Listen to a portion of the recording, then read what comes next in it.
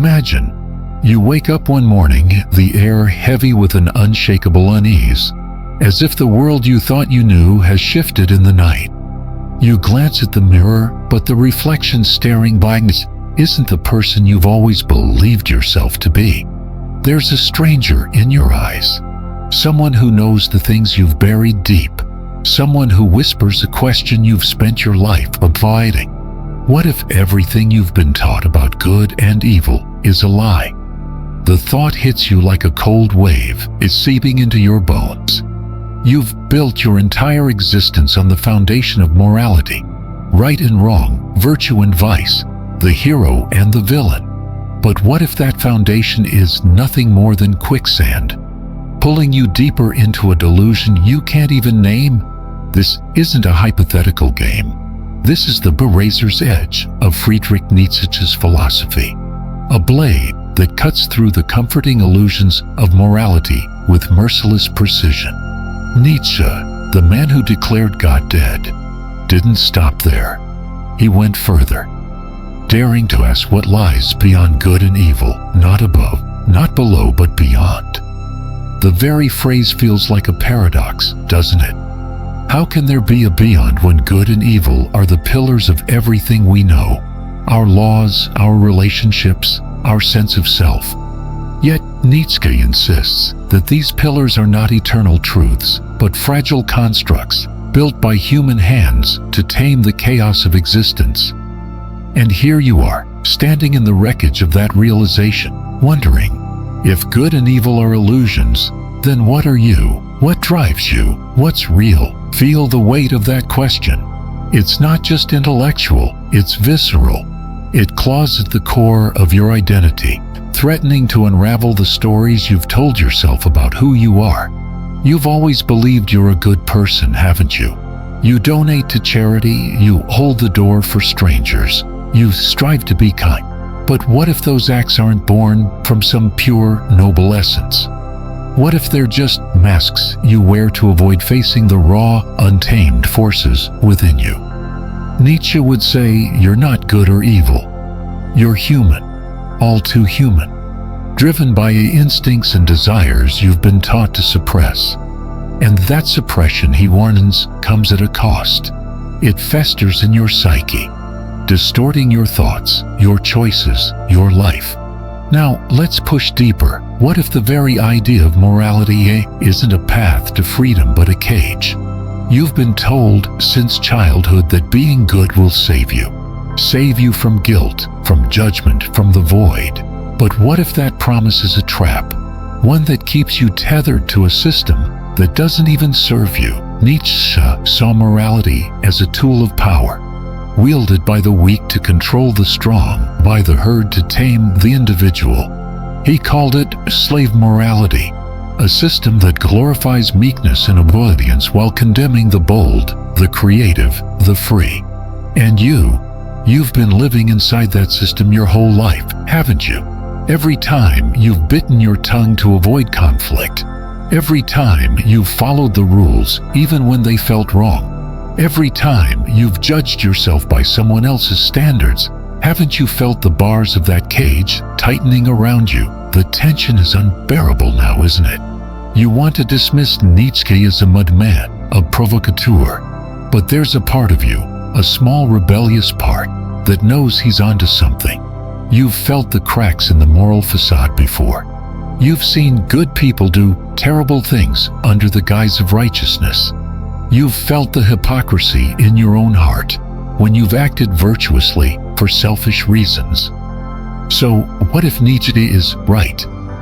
What if the binary of good and evil is a fiction? A story we tell ourselves to avoid the terrifying ambiguity of being human.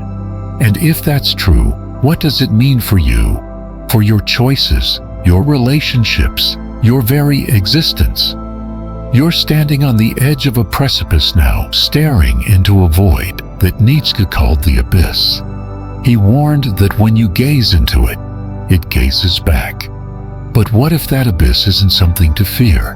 What if it's the gateway to a truth so profound, so liberating, that it could redefine everything you thought you knew about yourself?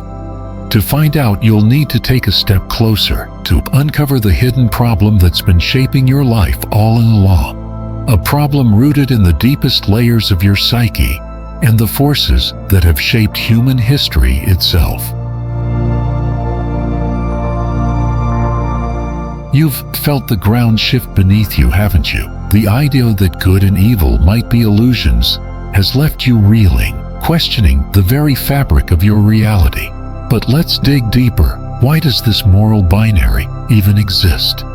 Why are you so tethered to a system that Nietzsche claims is a lie?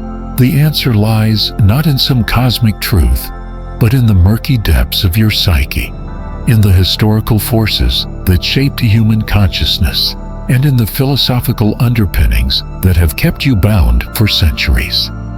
This isn't just a question of morality. It's a question of power, identity, and the fear that drives you to cling to illusions. Let's start with the psychological roots. Carl Jung, the Swiss psychologist who plumbed the depths of the human mind, would tell you that your obsession with good and evil stems from a primal need to suppress what he called the shadow. The shadow is everything you've been taught to reject. Your anger, your selfishness, your raw, untamed desires. Society tells you these impulses are evil, so you bury them, pretending they don't exist. But Jung warns that the shadow doesn't disappear. It festers.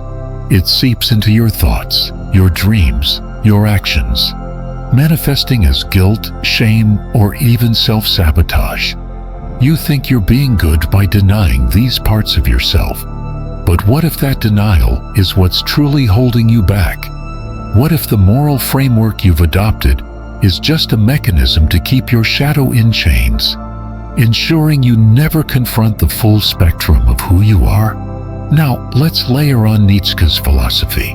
He saw this suppression as a historical phenomenon, one from what he called the slave morality of early Christianity. In his view, the weak, those who lacked power, status, or strength, created a moral system that flipped the natural order on its head. They labeled their own traits, humility, meekness, obedience, as good, while branding the traits of the strong, ambition, independence, pride, as evil. This wasn't a noble pursuit of virtue, Nietzsche argued. It was a power play, a way for the herd to control the individual. And you, living in the modern world, are still caught in this ancient trap.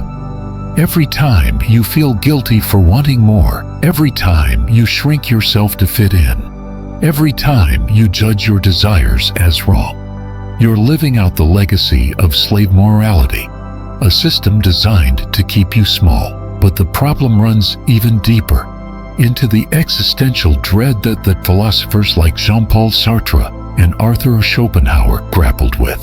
Sartre would say that your attachment to good and evil is a desperate attempt to escape the freedom of existence. You're free, terrifyingly free, to create your own meaning and to define your own values. But that freedom comes with a crushing responsibility. If there's no universal good or evil, then you alone are accountable for your choice. Sartre called this anguish, the nausea of realizing there's no cosmic rulebook to guide you. So you cling to morality as a crutch, a way to avoid the void of absolute freedom. Schopenhauer, on the other hand, would point to a more primal force, the will. For him, the will is the blind, insatiable drive that fuels all life, a relentless craving for more, for survival, for power. Morality, in Schopenhauer's view, is just a veneer we slap over this chaotic will, a way to pretend we're rational beings, when in truth, we're at the mercy of forces we can't control. Now, feel the weight of these forces converging on you. Your psyche, shaped by Jung's shadow, is at war with itself, split between the good you've been taught to embody and the evil you've been taught to fear. Your history, as Nietzsche describes, has conditioned you to see morality as a weapon of control, one that keeps you obedient to the herd. And your existence, as Sartre and Schopenhauer reveal, is a battleground of freedom and desire, a struggle you've tried to escape by hiding behind the illusion of good and evil. But this illusion isn't harmless, it's a prison. It distorts your identity, warps your emotions, and keeps you from living authentically. You've felt this distortion before, haven't you? In the moments when you've acted good, but felt hollow, or when you've judged others as evil to avoid facing your own flaws. The tension is mounting now. You can sense that this hidden problem, your blind allegiance to a false moral binary, has consequences far greater than you've ever imagined. It's not just shaping your inner world, it's shaping the world around you, influencing how you connect with others, how you navigate society, and how you define your purpose. What happens when you live your entire life under a delusion? What happens when the very framework you've trusted turns out to be a lie? Let's step into that unseen reality next, where the true cost of this moral ambiguity comes into sharp, unsettling focus. You're starting to see it now, aren't you?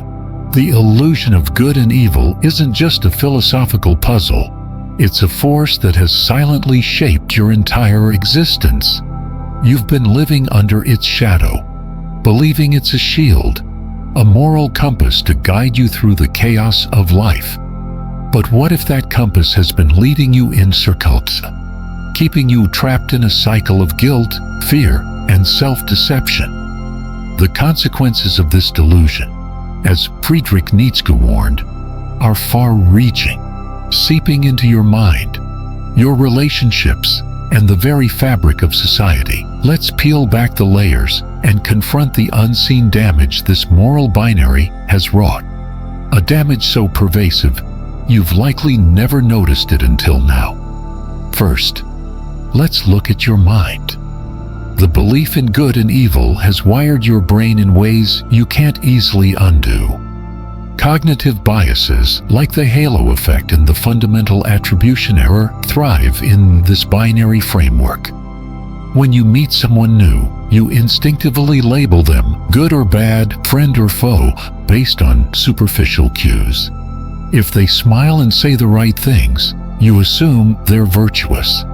If they challenge you or act outside the norm, you deem them suspect. But this isn't truth. It's a distortion. Neuroscience tells us that your brain craves simplicity, and the good-evil dichotomy offers just that, a shortcut to navigate a complex world. Yet that shortcut comes at a cost. You stop seeing people as they are, multifaceted, contradictory, human, and start seeing them as caricatures. And you do the same to yourself. Every time you fail to live up to your good ideal, you're flooded with shame. A shame that neuroscientists link to heightened cortisol levels, stress, and even depression. You're punishing yourself for being human, all because you've bought into a moral framework that was never designed to fit the reality of who you are. Now, let's zoom out to your relationships. The good-evil binary doesn't just distort your perception, it poisons your connections. You've felt this before, haven't you? That moment when you judged a friend for a single mistake, labeling them as selfish or cruel, ignoring the years of kindness they've shown. Or when you hid your own struggles, fearing others would see you as blanks if you revealed your doubts, your anger, your desires. This binary creates a culture of hypocrisy, where everyone is pretending to be good while secretly wrestling with their shadows. Aldous Huxley saw this in his dystopian visions. He warned that societies obsessed with moral perfection breed conformity and repression, not harmony. In Brave New World, he showed a world where people are conditioned to suppress their true selves for the sake of stability, numbing their emotions with drugs and distractions. Sound familiar? Look around. Social media, with its curated personas and performative virtue, is the modern equivalent. You're all playing the game, projecting goodness while hiding the messy, ambiguous truth of your humanity. And in doing so, you're isolating yourself, building walls where there could be bridge. But the consequences don't stop at the personal. They ripple out to society itself. Nietzsche's critique of slave morality reveals how the good-evil framework has been weaponized to maintain power structures. Those in control, whether religious leaders, politicians, or cultural influencers, use morality to keep you in line. They tell you what's good: obedience, conformity, self-sacrifice, and what's evil: rebellion, individuality, desire, ensuring you never question their authority. Viktor Frankl, the Holocaust survivor and existential psychologist, saw this firsthand. In Man's Search for Meaning, he wrote about how oppressive systems rely on moral guilt to break the human spirit, making people feel inherently flawed for their natural instincts. You've felt this pressure, haven't you? The way society shames you for wanting more, for stepping out of line, for daring to prioritize yourself. It's not an accident. It's a design, one that keeps you small, compliant, and disconnected from your own power. The stakes are higher than you realized. This moral delusion isn't just a personal struggle, it's a societal trap, one that keeps you alienated from yourself and others, perpetuating cycles of shame, judgment, and control. You're starting to feel the urgency now, aren't you? The need to break free from this invisible cage, to reclaim your mind, your relationships, your life. But how do you escape a system that's been ingrained in you since birth? A system that's woven into the very way you think and feel? The answer lies in rebellion. A radical Nietzschean rebellion that challenges everything you've been taught to believe. Let's step into that rebellion next, where you'll discover how to shatter the illusion of good and evil and forge a new path, one that's truly your own. You've seen the trap now, the way the good-evil binary has caged your mind, poisoned your relationships, and propped up a society that thrives on your compliance. The weight of it is suffocating, isn't it? But here's where the story shifts. You don't have to stay in that prison. Friedrich Nietzsche didn't just diagnose the problem. He offered a way out, a rebellion so radical it could set you free from the moral shackles you've worn your whole life. This isn't about tweaking your behavior or adopting a new set of rules. This is about dismantling the entire framework of good and evil and building something new, something authentic, something that's yours. Let's step into that rebellion and discover how you can break free, reclaim your power, and redefine what it means to be human. The first step is to reject the binary altogether. Nietzsche's Beyond Good and Evil isn't a call to amorality. It's a call to create your own values. He believed that the concepts of good and evil were invented by the weak to control the strong, a system he called slave morality. But you, he argued, have the power to rise above that, to become what he called the Übermensch, the overman, a being who forges their own path. This sounds daunting, doesn't it? It means letting go of the safety net you've clung to, the one that tells you what's right and wrong so you don't have to decide for yourself. But that safety net is an illusion, and deep down, you know it. You felt the hypocrisy of it every time you followed the good path and still felt empty, or when you've labeled something evil to avoid facing your own desires. So stop letting the herd define your values.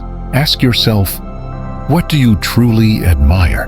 What do you truly despise? Not what you've been taught to feel, but what resonates in the core of your being. Nietzsche would tell you to embrace your instincts, your will to power, the raw, creative force that drives you to grow, to create, to live fully. Now, let's make this practical. One way to break free is to confront your shadow, a concept Carl Jung emphasized as essential for self-transformation. The shadow is everything you've labeled evil in yourself. Your anger, your selfishness, your forbidden desires. You've spent your life suppressing it, fearing it makes you a bad person. But what if that suppression is what's keeping you trapped? Jung believed that integrating your shadow, acknowledging and accepting these parts of yourself, leads to wholeness. Try this. Sit with your darkest impulses without judgment. Maybe you're furious at someone but feel guilty for it. Let yourself feel that anger. Explore it. Where does it come from? What does it want to teach you? By facing your shadow, you strip away the moral labels that have kept you fragmented. You become whole, not good or evil, but human, flawed, complex, and powerful. Let's draw inspiration from history. Look at someone like Socrates, who rebelled against the moral norms of his time. By questioning everything, he didn't accept Athens' definitions of virtue. He challenged them, even at the cost of his life. Or consider Nietzsche himself, who lived as an outcast, rejecting the Christian morality of his era to forge his own philosophy.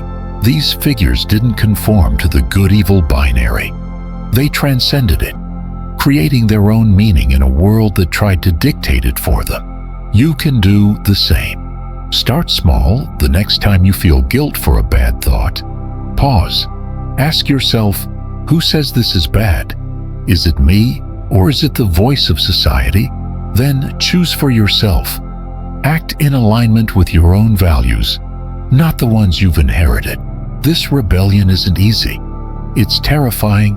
Jean-Paul Sartre would remind you that true freedom comes with anguish. By rejecting good and evil, you're taking full responsibility for your choices, with no cosmic rulebook to fall back on. But that anguish is the price of liberation. You're no longer a puppet of slave morality, no longer a prisoner of shame. You're free to create a life that's authentic, one that reflects your deepest truths. Feel that power surging through you now. You're not just breaking free from a moral system. You're breaking free from a way of thinking that's kept humanity small for centuries. You're stepping into a new way of being, one where you define your own meaning, your own purpose. But there's one final step, one ultimate truth that will tie this rebellion together and reveal the full scope of what Nietzsche was pointing toward. You've dismantled the illusion of good and evil, but what lies beyond it? What's the deeper reality that emerges when you strip away these constructs? Let's move toward that final, transformative realization, where the true power of Nietzsche's philosophy comes into focus, and you see the world and yourself in a way you never thought possible. You've walked a treacherous path to get here, haven't you? You've stared into the abyss of Nietzsche's philosophy, dismantling the illusion of good and evil, confronting your shadow, and rebelling against a moral system that's held you captive for too long. You've felt the anguish of freedom, the thrill of creating your own values, and the power of living authentically. But there's one final revelation waiting for you, one that will reframe everything you've discovered so far. This is the ultimate truth Nietzsche was pointing toward in Beyond Good and Evil, a truth so profound it doesn't just change how you think, it changes how you see reality itself. Let's step into that truth now, and let it reshape the way you understand your existence. The ultimate truth is this: there is no fixed essence to who you are, no inherent good or evil, no preordained purpose waiting to be discovered. You are not a static being bound by moral categories. You are a process, a becoming, a ceaseless act of creation. Nietzsche called this the will to power, but not in the sense of domination over others. It's the drive to affirm life, to create, to grow, to transcend. You've been taught to see yourself as a finished product, a good person or a bad person, a success or a failure. But what if you're none of those things? What if you're a force, a movement, a river carving its own path through the chaos of existence? This is the paradigm shift Nietzsche offers. You are not defined by what you are, but by what you become. And that becoming is entirely up to you. Feel the weight of that realization. It's both liberating and haunting, isn't it? For so long, you've been searching for a label to make sense of yourself, a moral box to fit into. But those boxes were never real. They were illusions, crutches to help you avoid the terrifying freedom of your own potential. Nietzsche's philosophy strips away those crutches, leaving you standing in the raw, unfiltered truth of your existence. You are not good. You are not evil. You are a creator, a being capable of shaping your own meaning in a universe that offers none. This is what it means to go beyond good and evil, to embrace the ambiguity of life, to revel in its contradictions, and to forge your own path through the void. Let's make this tangible. Think about the struggles you've faced, the guilt that's gnawed at you, the shame you've carried, the fear of being bad. Now see them through this new lens. That guilt wasn't a sign of your failure. It was a sign of your growth, a friction between the old moral system you were taught and the authentic self you're becoming. That shame wasn't a mark of your unworthiness. It was a signal that you were suppressing your will to power, your natural drive to create and expand. And that fear? It was the herd's voice, trying to pull you back into conformity. But you don't need to listen anymore. You've stepped beyond those constraints. And suddenly, your past struggles make sense. They weren't obstacles. They were stepping stones, leading you to this moment of clarity. This realization echoes the insights of other thinkers who wrestled with the human condition. Viktor Frankl, who found meaning in the horrors of Auschwitz, would say that your purpose isn't given, it's made. You create it through your choices, your actions, your willingness to affirm life even in its darkest moments. Jean-Paul Sartre, with his existentialist lens, would agree. You are condemned to be free, but that freedom is your greatest power. And Carl Jung, who saw the integration of the shadow as the path to wholeness, would nod in approval as you embrace the full spectrum of your humanity, not as good or evil, but as a dynamic, evolving whole. Now, stand in this truth. Feel the ground beneath you shift as the old moral framework crumbles away. You're no longer a prisoner of good and evil, no longer a pawn in society's game. You're a creator, a force of nature, a being who can say yes to life in all its messy, ambiguous glory. Nietzsche called this the amor fati, the love of fate. Love your life, he urged. Not just the parts you've been taught to call good, but all of it. The pain, the joy, the chaos, the beauty. Love it so fiercely that you'd live it again and again, exactly as it is. As you stand here on the other side of good and evil, the world looks different, doesn't it? The sky feels wider, the air sharper, the possibilities endless. You've been haunted by this journey, but you're also inspired, ready to create, to become, to live in a way you never thought possible. So take this truth with you. Let it burn in your chest as you move forward. Ask yourself, what will you create now that you're free? What will you become? The answer is yours to write, and the page is blank, waiting for your hand.